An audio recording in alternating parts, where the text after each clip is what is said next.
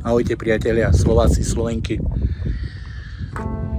Dnes som využil nádherné počasie a prišiel som sa pokochať týmito krásnymi výhľadmi.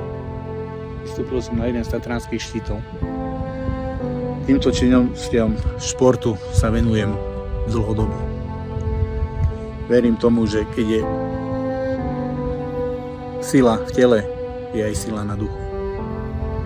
Preto 30. septembra poďme voliť všetci. Nenechajme to na náhodu. Nenechajme si ukradnúť túto našu krásnu zem neslovenskými elementmi. Máme ešte dostatok času, aby sme si vedeli vybrať tých správnych ľudí, vlastencov, roduverných, ktorým bije srdce pre národ.